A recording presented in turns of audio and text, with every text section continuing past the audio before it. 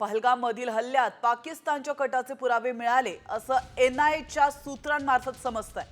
तर एनआयएच्या अहवालामध्ये पाक विरोधात पुरावे मिळाल्याचा उल्लेख असल्याची माहिती सूत्रांनी दिली आहे। पहलगाम येथील दहशतवादी हल्ल्याचा प्राथमिक तपास अहवाल हा एनआयए कडून तयार करण्यात आला आहे आणि दहशतवादी पहलगाममध्ये कसे आले, कोणत्या मार्गाचा वापर त्यांनी केला, बेताब व्हॅलीमध्ये कशी शस्त्र त्यांनी लपवली याचा उल्लेखही या अहवालामध्ये करण्यात आला आहे। तर अहवालामध्ये नेमकं काय म्हटलं आपण पाहूया। लष्कर-ए-तैयबा आयएसआय पाक आर्मीच्या षडयंत्राचे पुरावे सापडलेत। दहशतवाद्यांनी बेताब व्हॅलीमध्ये शस्त्र लपवली होती। पाकिस्तानचे नागरिक हाशिम मुसा आणि अलीभाई उर्फ तल्लाभाईचा उल्लेख या ठिकाणी करण्यात आला। दहशतवादी पीओके मध्ये आपल्या हँडलर सोबत संपर्कात आहेत असं देखील या अहवालामध्ये नमूद करण्यात आलंय। आयएसआयच्या इशाऱ्यावरून लष्कराच्या हेडक्वार्टरमध्ये षडयंत्र रचण्यात आलंय।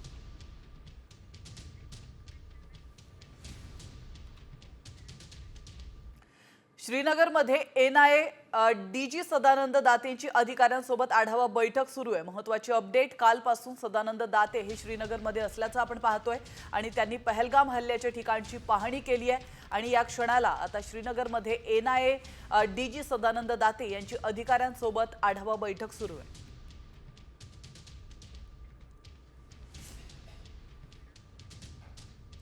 पहलगाम हल्ल्यानंतर भारत पाकिस्तानमध्ये तणाव वाढला आहे आणि त्यातच आता उत्तर प्रदेशमधील गंगा एक्सप्रेसवेवर भारतीय वायुसेना आणि ऐतिहासिक चाचणी घेते।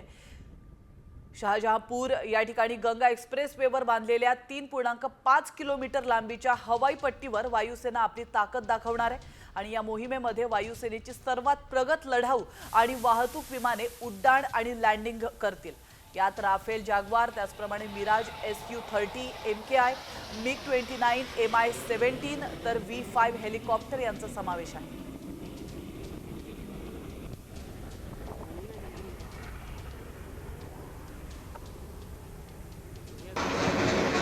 तर पाकिस्तानची आता खैर नाही, कारण पाकिस्तानला धडकी भरवणाऱ्या राफेलमध्ये ब्राह्मोस एनजी क्षेपणास्त्र बसवलं जाणार। त्यामुळे राफेलची मारक क्षमता आणखीनच वाढणार आहे। ब्रह्मोस एनजी क्षेपणास्त्र वजनानं हलका, वेगवान आणि तितकाच घातक देखील आहे। ब्रह्मोस एनजी क्षेपणास्त्र हवा, जमीन, समुद्र आणि पाणबुडीवरून डागता येणार आहे। त्यामुळे पाकिस्तानला धडकी भरणार एवढं नक्की।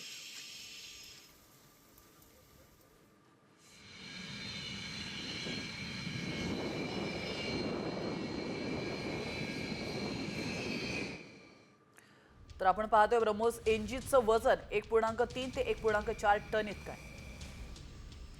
त्याची लांबी 6 मीटर, व्यास 50 सेंटीमीटर इतका आहे। त्याचा वेग आहे 400-170 किलोमीटर प्रति तास। तर त्याची रेंज आहे 290 किलोमीटर पर्यंत। ब्रह्मोस एनजी हवा, जमीन, समुद्र आणि पाणबुडीवरून डागता येण्याची क्षमता त्याच्यामध्ये आहे।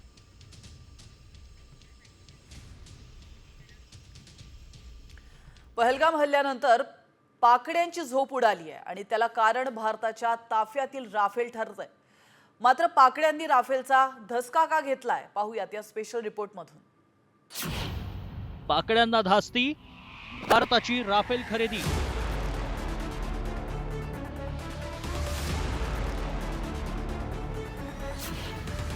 सामरिक शक्ती वाढणार, पाकड्यांना गाडणार।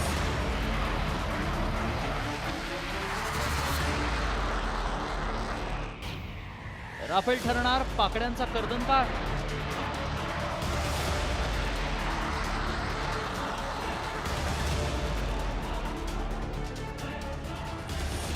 पहलगाम हल्ल्यानंतर भारत पाकिस्तान तणाव वाढलाय।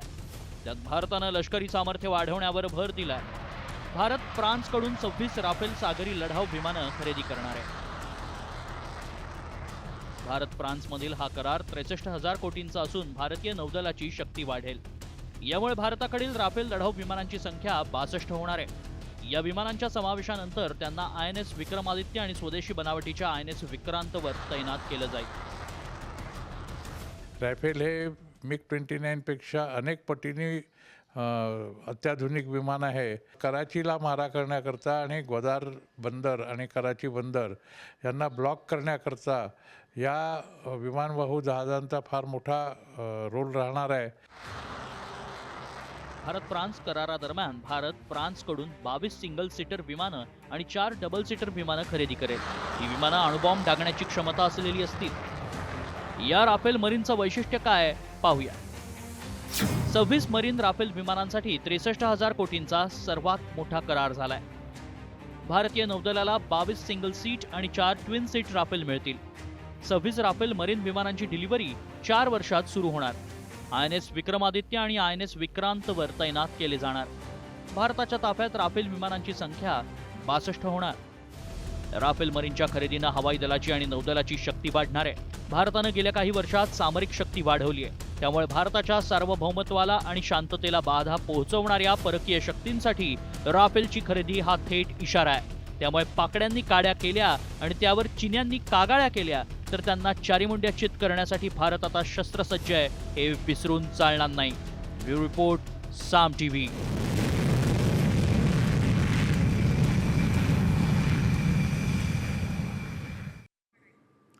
तर भारत आणि पाकिस्तानमधील वाढत्या तणावाच्या पार्श्वभूमीवर अमेरिकेने भारतासोबत मोठा लष्करी करार केलाय आणि या करारानुसार 1100 कोटींची शस्त्र अमेरिका भारताला देणार. हा करार इंडो पॅसिफिक समुद्री क्षेत्राच्या संरक्षण सहकार्याचा भाग असणार आहे आणि या करारामुळे भारताची समुद्र क्षमता मोठ्या प्रमाणावर वाढणार आहे.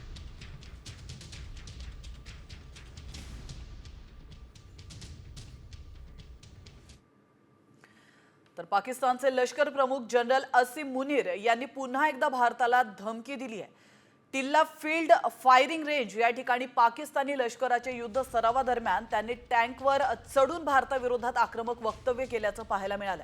भारतानं कुठलाही प्रकारचा हल्ला केल्यास त्याला पाकिस्तान चोख प्रत्युत्तर देईल असा इशारा मुनीर यांनी दिला. पाकिस्तानचे लष्कर प्रमुख जनरल असीम मुनीर यांनी नेमकं काय म्हटलेलं आहे, काय धमकी त्यांनी भारताला दिली आपण पाहूयात. भारताकडून हल्ला झाल्यास तात्काळ आणि कडक उत्तर देण्यात येईल. पाकिस्तानला शांतता हवी आहे, मात्र सुरक्षा जपण्यासाठी देश सज्ज आहे. अमेरिकेनं दोन्ही देशांना संयम दाखवण्याची विनंती केली आहे.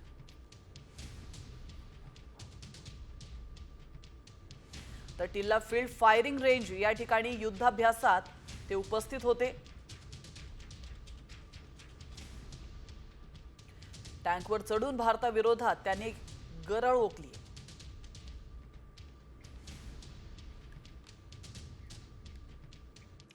तर भारतानं पाकिस्तानची पाणी कोंडी केल्यानंतर त्यांच्या नेत्यांचा थैथयाट सुरू झालाय. बिलावल भुट्टो पुन्हा एकदा बरळलेत.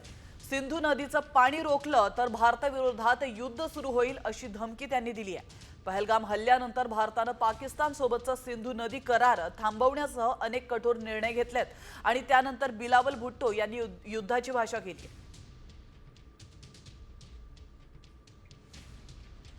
हम जंग नहीं चाहते, मगर जो हमारा सिंधु पे हमला करे वो जंग का तैयारी करे.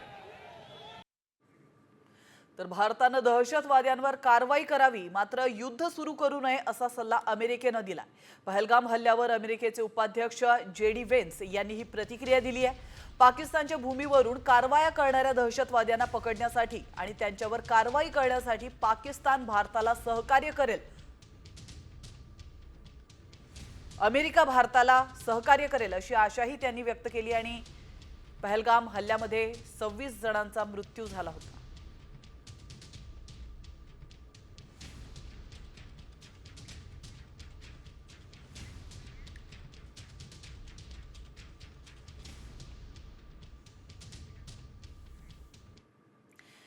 सीमेवर पाकिस्तानच्या कुरापती सुरूच आहेत. पाकिस्तानकडून पुन्हा एकदा शस्त्रसंधीचं उल्लंघन करण्यात आलंय. सलग 8व्या दिवशी कुपवाडा उरीमध्ये गोळीबार करण्यात आलाय. भारतीय लष्करानंही त्याला चोख प्रत्युत्तर दिलं.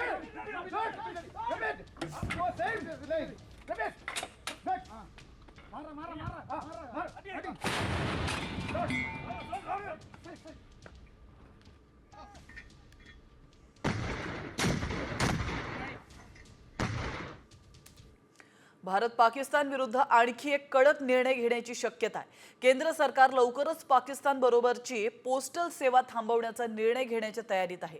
पाकिस्तानला कडक संदेश देणं आणि त्यांच्यावर दबाव वाढवणं हा यामागे मुख्य उद्देश असणार आहे। 1971 मध्ये भारताने पाकिस्तानवर युद्ध सुरू केल्यावर तत्कालीन पंतप्रधान इंदिरा गांधी यांनी पाकिस्तान बरोबर डाक सेवा बंद केली होती।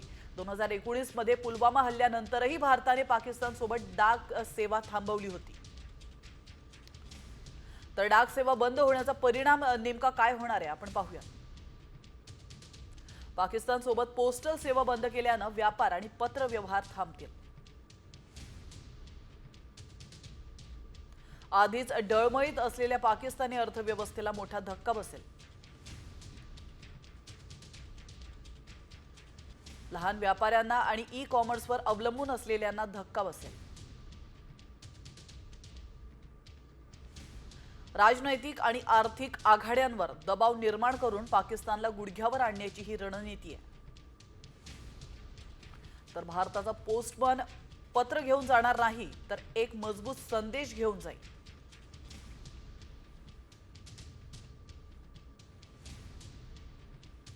आणि आता एक महत्त्वाची बातमी समोर येते। राजस्थानच्या जैसलमेर मधून एका पाकिस्तानी गुप्तहेराला बेड्या ठोकण्यात आल्या।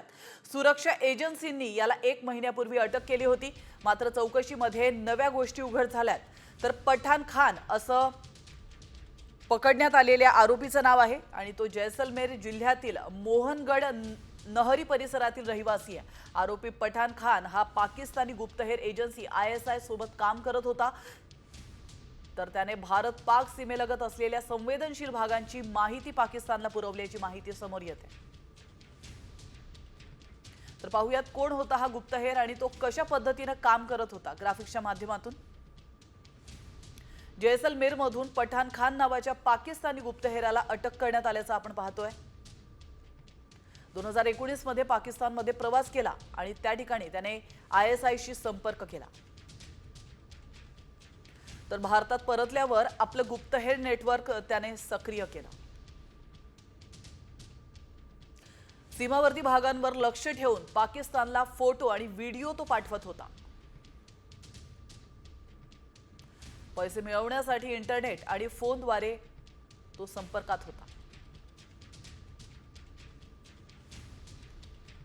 चुन कर मारा मात्र आधी केंद्रीय गृहमंत्री अमित शहांनी राजीनामा द्यावा अशी मागणी संजय राऊतांनी केली आहे। दिल्लीमध्ये हल्ले घडले तेव्हा शिवराज पाटलांचा राजीनामा घेतला गेला।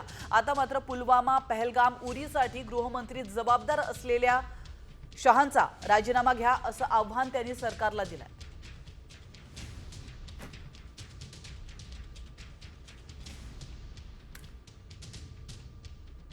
मैं सभी आतंक फैलाने वालों को कहना चाहता हूं कि लड़ाई का अंत नहीं है, एक मकाम है। हर व्यक्ति को चुन चुन कर जवाब भी मिलेगा, जवाब भी लिया जाएगा। और अगर कोई एक कायराना हमला कर ये समझता है कि हमारी बड़ी जीत है, तो एक बात मन से समझ लीजिए, ये नरेंद्र मोदी सरकार है, किसी को बख्शा नहीं जाएगा। जो प्रकार घडलेला आहे पेलगावला, 27 लोक निरपराध मारले गेले, ती जबाबदारी घेऊन अमित शहानी राजीनामा द्यायला पाहिजे। ते राजीनामा देत नसते तर प्रधानमंत्र्यांनी त्यांना प्रायश्चित दिलं पाहिजे। चुन मारा ना, आपको किसने रोका है? मारो, सबसे पहले जवाब दो। पुलवामा में 40 जवान क्यों मरे और 27 निरपराध लोग जो मारे गए, जिसमें से महाराष्ट्र के, वो क्यों मरे? उसका जवाब दीजिए। आप इस्तीफा दीजिए, जो बोलना है बोल दीजिए। पहलगाम दहशतवादी हल्ल्यानंतर विद्यार्थ्यांना विशेष प्रशिक्षण दिलं जात आहे। जम्मू आणि काश्मीर मधील शिक्षण विभागानं विशेष प्रशिक्षण उपक्रम सुरू केलाय। उरी मधील ट्रेनिंगची ही दृश्य आपण पाहतोय। विद्यार्थ्यांची सुरक्षा, कवायती, त्याचप्रमाणे तोफखान्याच्या गोळीबारापासून संरक्षण करण्याचे तंत्र आणि युद्धाच्या वेळी काय करावं याबद्दल जागरूकता केली जाते। ताकि अपने आप को सेव किया जा सके। खिड़की के सामने नहीं रहना है और दरवाजे के सामने। हाँ, आपने तर भारताच्या हल्ल्यामुळे घाबरलेला पाकिस्तान संपूर्ण जगासमोर मदतीची भीक मागताना पाहायला मिळतोय. पाकिस्ताननं मुस्लिम देशांपुढे मदतीसाठी हात पसरलेत. पाकिस्ताननं मुस्लिम देशांचा गट असलेल्या OICच्या दारात शांततेसाठी विनवणी केली आहे. भारताच्या कृतीत दक्षिण आशियातील शांतता आणि स्थैर्यासाठी गंभीर धोका असल्याचा कांगावा पाकिस्तान करत आहे.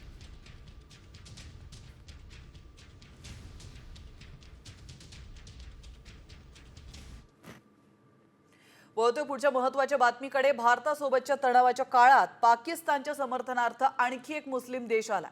तर अझरबैजाननं पाकिस्तानला खुला पाठिंबा दिलाय. पहलगाम हल्ल्याची आंतरराष्ट्रीय चौकशी करण्याची मागणी अझरबैजाननं केली आहे. युद्धाऐवजी संवादातून तोडगा काढण्यावर भर देण्याचं आवाहन देखील अझरबैजाननं केलंय. काश्मीरवरील संयुक्त राष्ट्रांच्या ठरावाला अझरबैजाननं पाठिंबा दिल्याचं कळत आहे. यापूर्वी तुर्की आणि चीनने पाकिस्तानला पाठिंबा दिला.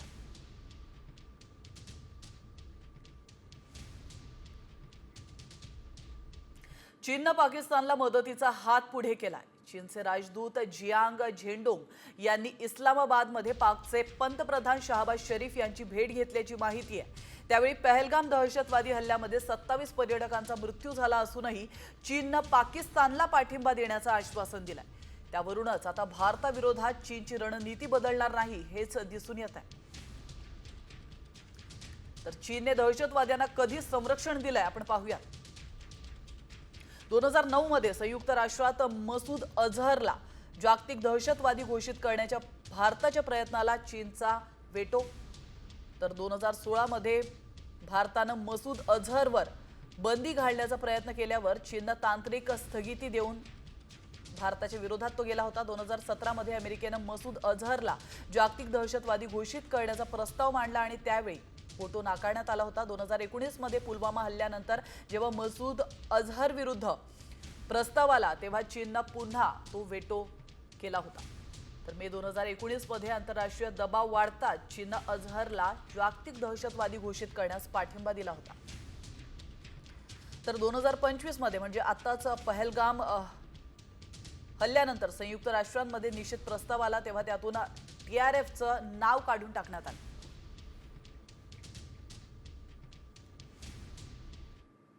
महायुती सरकारनं सत्तेत येण्यापूर्वी शेतकऱ्यांच्या कर्जमाफीबाबत जाहीरनाम्यामध्ये घोषणा केली होती.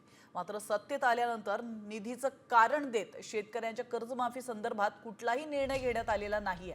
या संदर्भात सातत्यानं विरोधकांकडून टीका होत असताना आज उपमुख्यमंत्री अजित पवारांनी शेतकऱ्यांच्या कर्जमाफीवर अक्षरशः हात झटकल्यात. त्यामुळे कर्जमाफीवरून पुन्हा एकदा राज्यामध्ये रणकंदन होण्याची शक्यता आहे. शेतकरी कर्जमाफीवर काय धोरण आहे? राजू शेट्टी आक्रमक झालेले त्याच्यावर ते जमत नाही तर मग निर्णय का घेतला? कुठं निर्णय घेतला? आश्वासन का दिलं? कुणी दिलं? कुणी दिलं? विधानसभा निवडणुकीच्या वेळी मी दिलं? मी दिलं? महायुतीने दिलं. तर दुसरीकडे मात्र शेतकऱ्यांना दिलासा देणारी बातमी आहे. पीक विमा घोटाळ्याची चौकशी करण्याचे आदेश देण्यात आले. नांदेड, लातूरमधील सर्व तालुका कृषी अधिकारी आणि विमा कंपनी अधिकाऱ्यांना घोटाळ्याची चौकशी करण्याचे आदेश जारी करण्यात आले. विमा मिळतो परंतु त्यात अनियमितता असल्याची तक्रार सातत्याने विरोधकांकडून करण्यात येत होती आणि त्यानंतर आता चौकशी होणार आहे.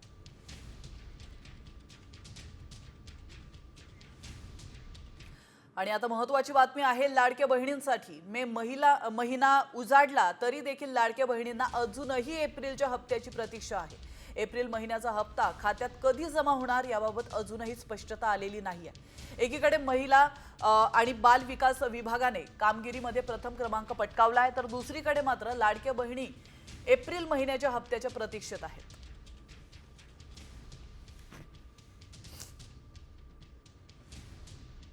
राष्ट्रवादी काँग्रेसचे आमदार जितेंद्र आव्हाड यांना धमकीचा मेल आलाय. महत्त्वाची राजकीय बातमी आपण पाहतोय. सुमित देशमुख नावाच्या व्यक्तीने ही धमकी दिल्याचं कळतंय.